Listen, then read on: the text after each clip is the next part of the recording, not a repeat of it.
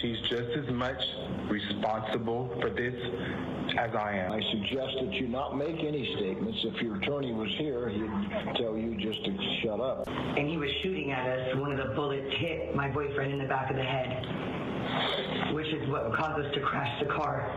And he landed on my belly, and I held him because I was trapped there for as long as I could until the cops got there. Keyshawn Stewart, a 35-year-old man who would be shot dead on December 23, 2024, just 2 days before Christmas. And the person who pulled the trigger was his ex-girlfriend of 6 years, 33-year-old Khalid Williams, who the judge just told to shut up. But what makes this case particularly devastating is who else was in that car when the bullets started flying. Stewart's pregnant girlfriend carrying his unborn child. Let me take you back to where this all began, because the story you're about to hear involves jealousy, betrayal, and over 25 rounds fired from an AK-47 style rifle in broad daylight in central Phoenix. And the most disturbing part is that Williams claimed he was acting in self-defense, even though surveillance cameras captured everything. The relationship between Stewart and Williams had lasted approximately 6 years, and according to court records, it wasn't exactly peaceful. Friends and family described a pattern of frequent verbal arguments and physical disputes, though interestingly, there were no reports of prior violent incidents specifically between the two men. They fought, made up, and fought again. It was a cycle that seemed to define their relationship for years. But everything changed in October 2024. That's when Williams discovered something that would shatter whatever remained of their relationship. Stewart was dating a woman, and she was pregnant with his child. The pregnancy became the breaking point. The couple split, but here's where things get messy. They tried to stay amicable, but amicable is hard when you're dealing with shared assets, unresolved feelings, and a new romantic relationship that feels like a betrayal. The main source of tension centered on a car that Stewart owned, but Williams had been paying for. Williams was still making payments on a vehicle that technically belonged to his ex, who was now starting a family with someone else. Every payment must have felt like salt in an open wound, and the arguments about this car became more frequent. Now let's jump to December 23, 2024, the afternoon before Christmas Eve. Stewart and his pregnant girlfriend were on the phone with Williams, and they were arguing about that damn car again. But this time, the argument escalated beyond angry words over the phone. Stewart and the woman decided they needed to settle this face-to-face, so they got in their car and drove to Williams' apartment near 17th Avenue in Maryland in central Phoenix. When Stewart and his pregnant girlfriend arrived at the apartment complex, Williams was already outside, and in his hands was an AK-47 style rifle. Picture the scene, a pregnant woman watching her boyfriend's ex standing there armed with a military-style weapon. According to police reports, what started as a verbal dispute quickly turned physical between the two men. Neither Stewart nor the woman were armed. They had come to talk about a car. Williams had come prepared for war. At some point during the confrontation, Stewart and his girlfriend realized this situation was spiraling out of control. They got back into their vehicle and tried to leave. They were driving away from the scene, and that's when Williams opened fire. While we were leaving and he was shooting at us, one of the bullets hit my boyfriend in the back of the head, which is what caused us to crash the car. And he landed on my belly, and I held him. I wake up screaming every night. My son will never know his father. Over 25 rounds were fired from that rifle. The bullets tore through the car as it sped down the street, and at least one of those rounds found its target, striking Stewart in the back of the head. The car crashed shortly after. Inside, Stewart's girlfriend was trapped beneath his body, desperately trying to protect her belly, trying to hold on to the father of her unborn child as his life slipped away. She would later testify in court about those horrifying moments, her voice shaking as she described how her boyfriend landed on her belly during the impact. Stewart was rushed to a hospital, but his injuries were catastrophic. He died from that single gunshot wound to the head. His son would never meet his father, and his girlfriend would have to raise their child alone, haunted by the memory of watching him die in her arms. But where was Williams during all of this? He ran from the scene, and for the next 3 days, Phoenix police hunted for him while Stewart's family began planning a funeral instead of a Christmas celebration. While Williams was on the run, investigators were piecing together exactly what happened, and what they found completely contradicted his claims of self-defense. Surveillance cameras in the area had captured the entire incident. The footage showed Williams firing at a vehicle that was already leaving, already trying to escape the confrontation. On December 26, 2024, 3 days after the shooting, police finally tracked Williams down. Officers located his vehicle at a Mexican food restaurant and arrested him without incident. He was booked into Maricopa County Jail under booking number G149207. But here's something interesting about Williams' behavior during those 3 days. Detectives later revealed that he had been searching online for news about the incident, trying to find out if Stewart had survived. This shows awareness of what he had done and concern about the consequences, but not enough concern to actually face those consequences voluntarily.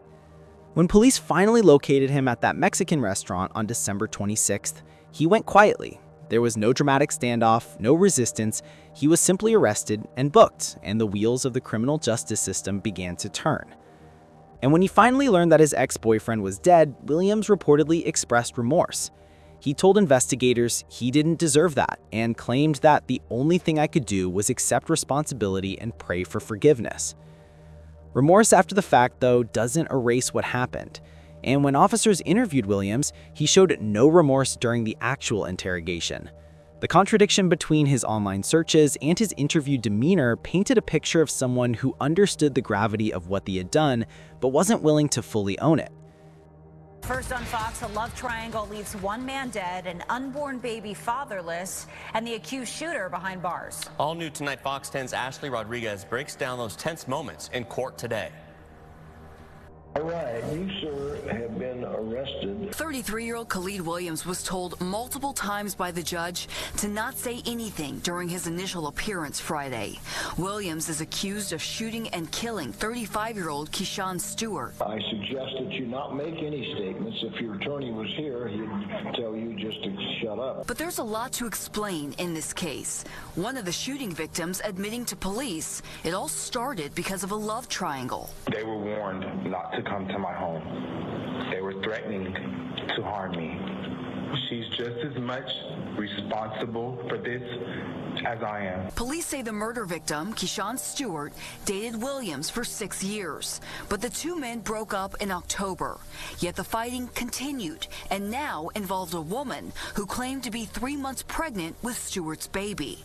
According to court documents, the day before Christmas Eve, Stewart and his pregnant girlfriend drove to Williams's home on North 17th Avenue and were greeted by the 33-year-old holding an AK-47. While we were leaving the incident and he was shooting at us, one of the bullets hit my boyfriend in the back of the head, which is what caused us to crash the car. And he landed on my belly, and I held him because I was trapped there for as long as I could until the cops got there. I wake up screaming every night. My son will never know his father. Police say Williams ran from the scene, and it took 3 days to hunt him down.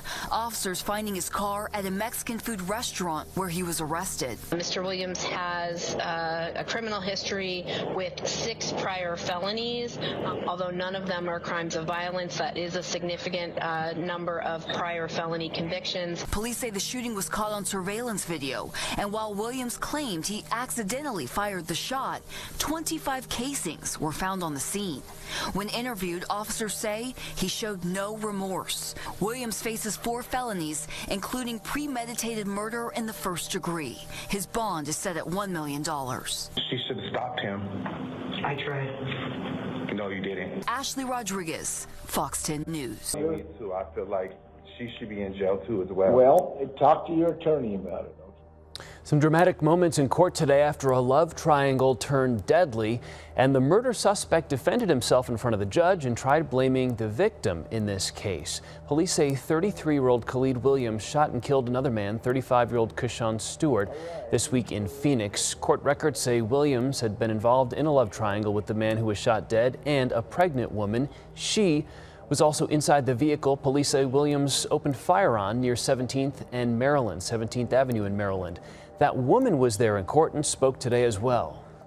And he was shooting at us. One of the bullets hit my boyfriend in the back of the head, which is what caused us to crash the car. And he landed on my belly, and I held him because I was trapped there for as long as I could until the cops got there. I wake up screaming every night. My son will never know his father. And against the advice of the judge, the suspected killer also spoke in court. Here's part of what he had to say as he tried to pin the blame on the man he's accused of killing. They were warned not to come to my home. They were threatening to harm me. She's just as much responsible for this as I am. She should have stopped him. I tried. No, you didn't. Strange for this to play out in court like this. Prosecutors asked the judge for a $1.5 million cash-only bond, saying Williams has 6 prior felonies. The judge settled on $1 million bond. He's now facing several charges in addition to first-degree murder. The charges against Williams were severe and numerous. Prosecutors hit him with first-degree murder with premeditation, which carries a potential life sentence in Arizona. They also charged him with attempted murder for the shots fired at Stewart's pregnant girlfriend. But there was another charge that revealed something crucial about Williams' background: possession of a firearm by a prohibited possessor. You see, Williams had a criminal history. He had 6 prior felony convictions. Now, here's what's important about those convictions. None of them were for violent crimes. They weren't assaults, weren't batteries, weren't previous shootings. But under Arizona law, those felonies still made him a prohibited possessor, meaning he wasn't legally allowed to own or possess any firearms, let alone an AK-47 style rifle. The gap between what the law says and what actually happens is where cases like this fall through the cracks. How did Williams get the rifle? Did he buy it illegally? Did someone purchase it for him, what's known as a straw purchase? Did he borrow it from someone who didn't know about his criminal history? These questions remain unanswered in public records, but they're crucial to understanding how prohibited possessors continue to access firearms despite laws meant to prevent exactly that. When Williams appeared in court for his initial hearing, his bond was set at $1 million. The judge made it clear that this amount reflected both the severity of the charges and Williams' prior criminal record. A $1 million bond is reserved for cases where the state believes the defendant poses a significant flight risk or danger to the community. Given that Williams had already fled the scene and evaded police for 3 days, the high bond made sense. But the courtroom drama was just beginning. 33-year-old Khalid Williams was told multiple times by the judge to not say anything during his initial appearance Friday. Williams is accused of shooting and killing 35-year-old Keyshawn Stewart. I suggest that you not make any statements. If your attorney was here, he'd tell you just to shut up. Despite being repeatedly warned by the judge to remain silent, Williams couldn't help himself. He kept trying to explain, to justify, to shift blame. And what he said in that courtroom was absolutely stunning. But there's a lot to explain in this case. One of the shooting victims admitting to police it all started because of a love triangle. They were warned not to come to my home. They were threatening to harm me. She's just as much responsible for this as I am. Let me break down what Williams just said there. He claimed that Stewart and his girlfriend had been warned not to come to my home, and that they were threatening to harm me. However, remember that neither of them was armed. The surveillance video showed them trying to leave. And here's the part that really shows Williams' mindset. He said she's just as much responsible for this as I am. He was blaming the pregnant woman for her boyfriend's death. According to Williams, she should have stopped Stewart from coming to the apartment and prevented this somehow. It was her responsibility to keep Stewart alive, not Williams' responsibility to not pull the trigger 25 times. The courtroom fell silent after that statement. Even the judge seemed taken aback by the audacity of shifting blame onto a victim who had just testified about the most traumatic experience of her life.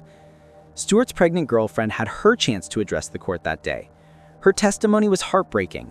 She described in detail the moments leading up to the shooting, the sound of bullets hitting the car, the feeling of Stewart's body going limp as he landed on her. And he was shooting at us. One of the bullets hit my boyfriend in the back of the head, which is what caused us to crash the car. And he landed on my belly, and I held him because I was trapped there for as long as I could. She told the court that her son would never know his father.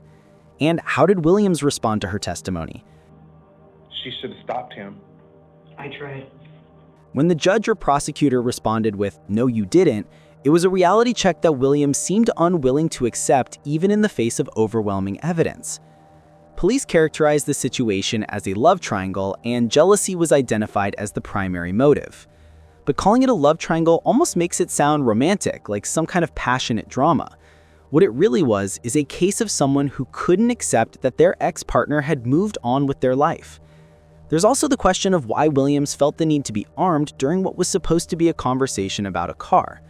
According to investigators, Stewart and his girlfriend had called ahead, so he knew they were coming. He had time to prepare, time to think about how he wanted to handle the confrontation. And his choice was to arm himself with a rifle capable of firing dozens of rounds in seconds. As of November 2025, no trial date has been publicly announced, and court records suggest the case is still in the pre-trial phase. This is normal for cases of this magnitude. Meanwhile, Williams sits in Maricopa County Jail, his bond set at that prohibitive $1 million. Unless he can somehow secure that amount, which seems unlikely given his circumstances, he'll remain incarcerated throughout the entire legal process. For someone who's never been convicted of a violent crime before, the transition from freedom to facing life in prison must be jarring, though not nearly as jarring as what Stewart's family is experiencing. The broader implications of this case extend into several important areas of public policy and social awareness. First, there's the issue of domestic violence within LGBTQ+ relationships. Research has shown that same-sex couples experience intimate partner violence at rates similar or sometimes higher than heterosexual couples. But these cases often receive less attention and fewer resources. The police report states Khalid told officers he didn't know what made him do it, other than the stress and drama of their relationship, and that the only thing he could do was accept responsibility and pray for forgiveness. The dynamics of power, control, jealousy, and possessiveness that characterize abusive heterosexual relationships exist in same-sex relationships too, but support systems and public awareness lag behind. The human cost of jealousy and the inability to let go of past relationships is what ended Stewart's life. But 2 months was long enough that the healthy response would have been to create distance, to avoid confrontations, to accept that the relationship was over. Stewart is remembered on the National Gun Violence Memorial, his name listed among the thousands of Americans killed by guns each year. But he's more than a statistic. He was about to be someone's father. He had plans and dreams and a future that should have included watching his child grow up. His girlfriend, whose identity has been protected in court filings and media reports for her safety, now faces the challenge of single parenthood under the worst possible circumstances. The question that haunts this case is simple. Was any of this worth it? Was a car payment worth taking a life? Was wounded pride worth destroying multiple families? Was jealousy over an ex moving on worth spending the rest of your life in prison? Let me know what you think in the comments section. Click on one of the cards on your screen to see more videos like this.